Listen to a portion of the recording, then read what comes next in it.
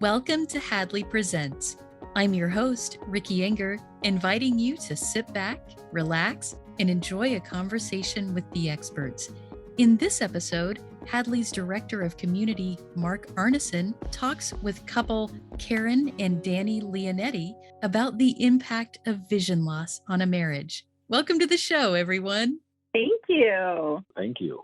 Great to be here, Ricky. Yes, so glad to have everybody. It's a room full of cheerful people, which is my favorite thing ever. Mark, you are no stranger to the show. We've talked before about how, a couple might deal with changes, and especially those that are brought about by vision loss. But we had one example of that, but every couple is different, every person is different, every vision loss journey is different. So I think the more people that we can get to talk about that, the better, just to get all of those perspectives. So really looking forward to this.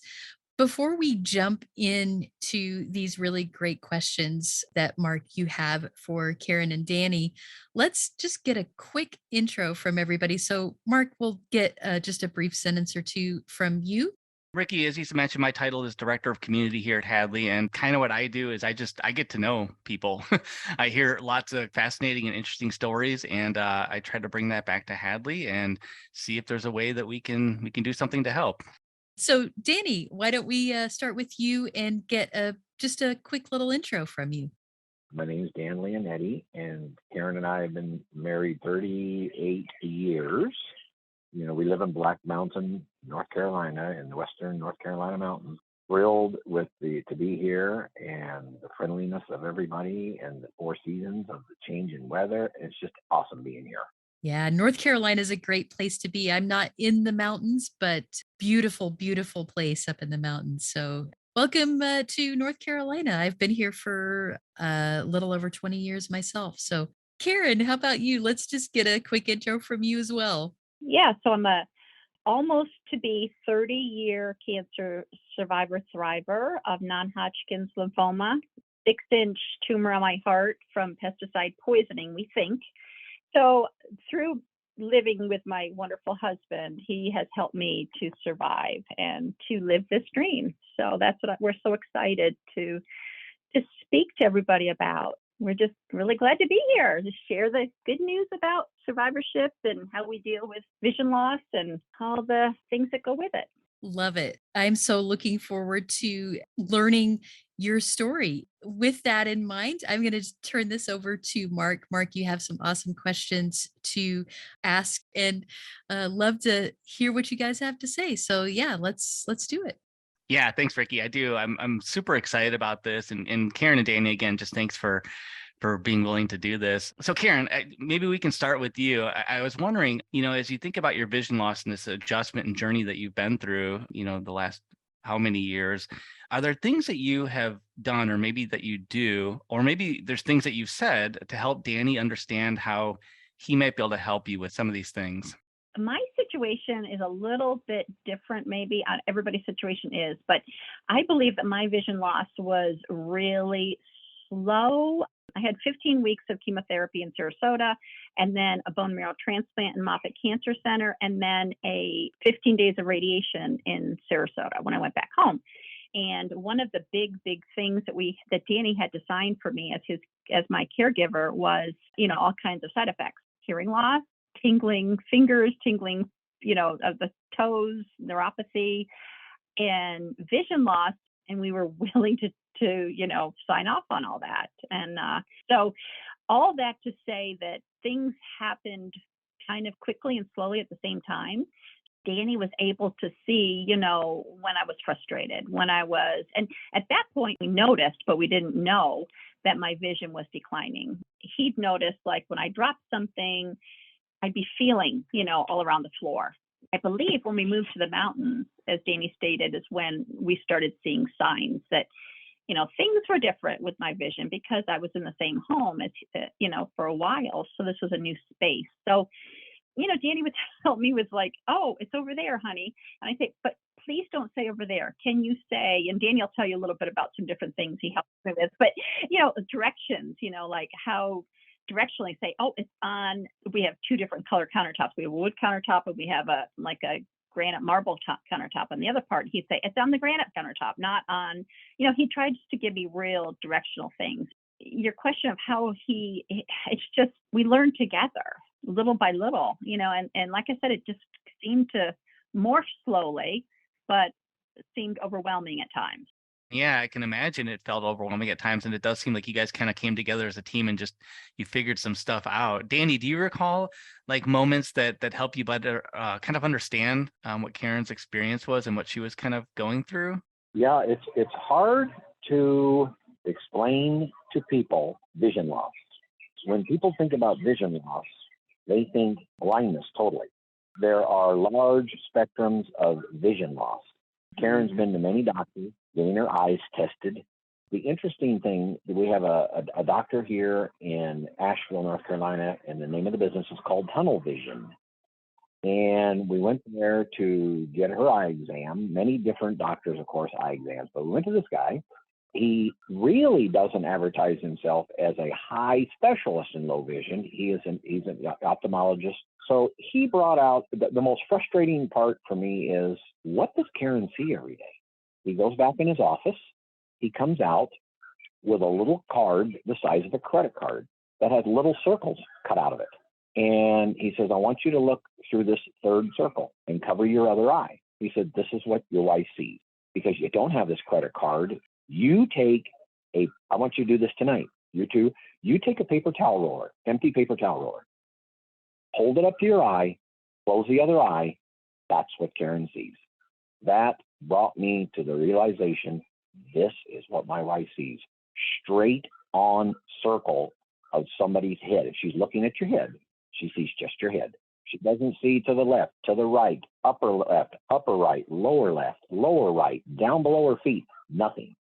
It was devastating to have to figure out how I'm going to help her. Being married 38 years and walking down that aisle, and before she was ever sick, and whatever it took, I take care of her. And then, of course, this all led into the most beautiful thing in the world is, and she'll tell you about her leader dog for the blind, and she'll tell you all about that and how that's changed. I can't imagine how it's changed her life, how it's changed my life. So Karen, I imagine like, as 38 years of marriage, you start to kind of fall into certain roles, right? You kind of, you do things around the house that are like your duties around the house or your chores around the house. And even within your relationship, I imagine you establish certain roles. Can you guys talk a little bit about how maybe that's changed since your vision loss? Danny and I have always had an equal role exchange, I believe. It wasn't like, one person was the boss or one person, was the kitchen person and one person was the lawn person.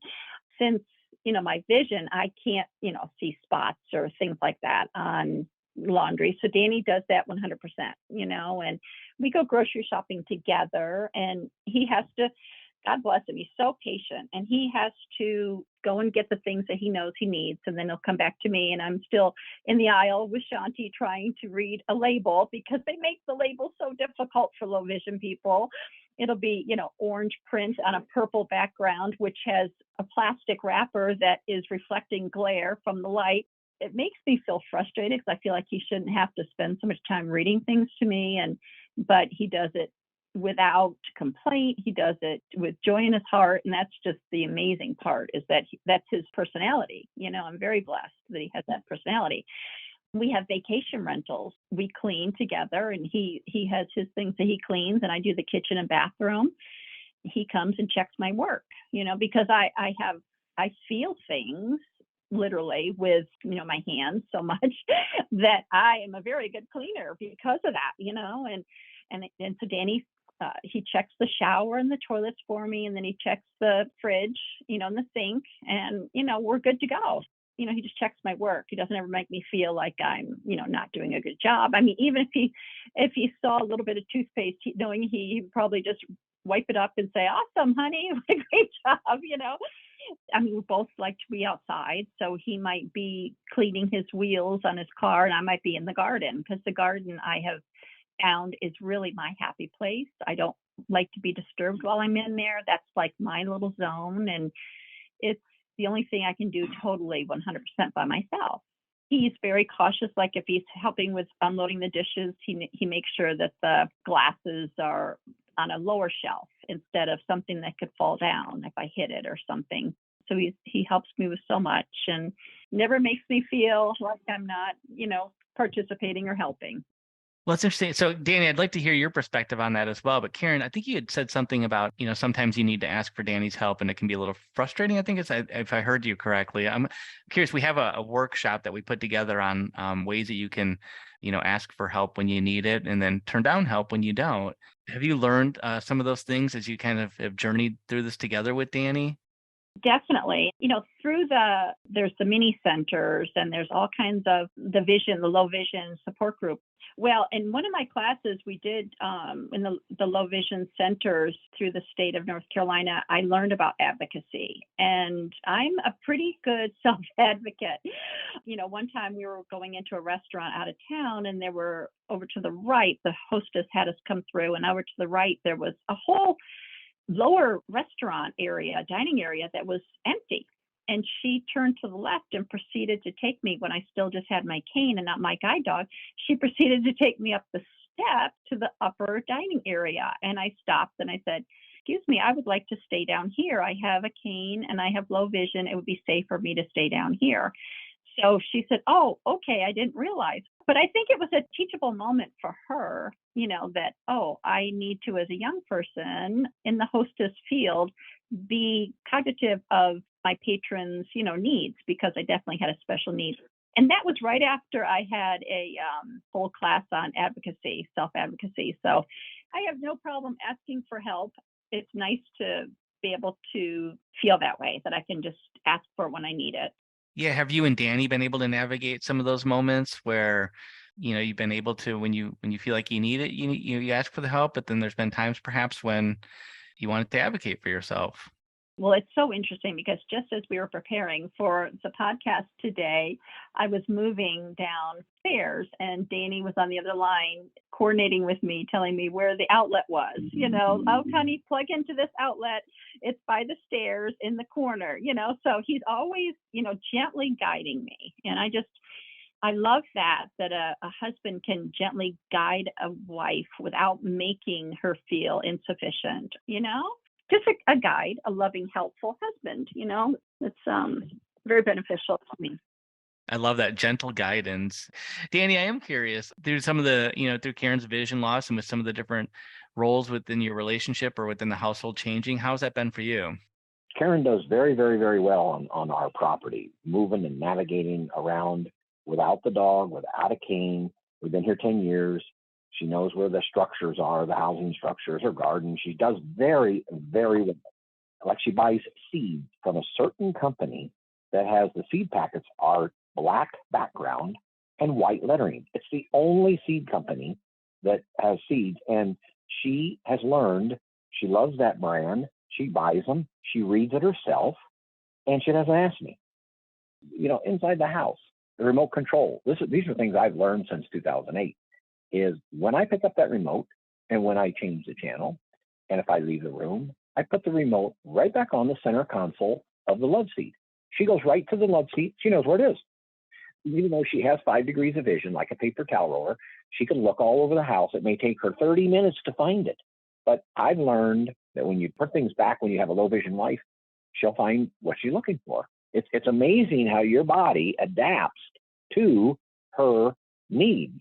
And I'm always there if she needs me. Since her beautiful leader dog, Shanti, has entered the picture, my life has changed. I am curious. So, there's often talk about with vision loss, there's this adjustment process that, a lot of folks go through. And I'm curious, like when I hear you guys talk about things that you've figured out, do you ever get the sense like, okay, we've arrived, like, okay, we've got this down, we've figured this whole thing out? Or do you feel like it's still a little bit of an ongoing process? There's always a learning process. We're getting it down every day, better and better, but there's always a learning curve or a better way to do it. Karen lives for right now. She's living right now for this particular hour. I live a little bit ahead of her, and I am trying to make things better all the time, watching what's in the future. that could happen, that may never, she always tells me, don't worry about it. It may never happen. But I'm one of those ones that's always prepared to be safe. And she is very positive and lives in the right now. Karen, I think you were gonna mention something about that as well, like this idea of have we figured this whole thing out, or do you feel like it's still like a learning process, as Danny had mentioned? Until we really realized that I had a low vision issue. I mean, the first year here, 9 years ago, I didn't even share it with anybody. For the first time, I shared with a teacher friend of mine that she was working and works at a preschool of my vision loss. Danny was waiting outside. He had to move the car because I didn't have a disabled tag or anything like that at that point. He had to move the car. When I went back in, came out of the store, he wasn't where I had left him, or he had left me. So I was looking, I put my foot kind of halfway out in the road looking for him. And this teacher friend who we had just left 5 minutes before screamed in this teacher voice, "Karen, stop!" And this person was about to back into me. Didn't even see it. It's interesting because at that point is when it started. And because I was truthful, like, this is what's going on. Okay, now I need to do something about it. And that journey began. The part where it feels like we arrived is when we received Shanti. At first, it was like, she's an aid for me. She's considered a medical piece of equipment. She's allowed in every public place on every airplane or transit. But the piece that we didn't prepare for was the therapy that she gives us. When I get angry, which happens quite often, it's always, and Danny understands this. It's, "Honey, I'm angry because I'm triggered," and he's like, "I know, honey, I know." And it's something like, I can't see this darned recipe on the back of the pancake mix. Why can't they put it in black and white, And I get angry, and it's just like, but Danny knows my trigger. But when she arrived, it just seems like so much stress was removed. Prior to all of this, with me having the privilege of owning her, when she became part of our life, I had completed my white cane training because I had to have orientation and mobility training in the state of North Carolina. I had to prove that I could take care of her, and I could travel by myself. All that kind of helped us to arrive that, okay, Karen has a problem.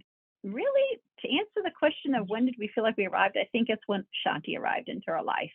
I do believe that.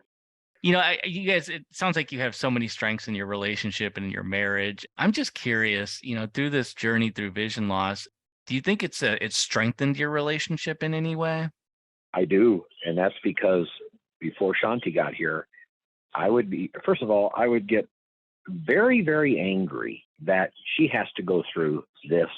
I'll never forget her telling her mom and dad that she wanted to have some more freedom. Danny's always there for me.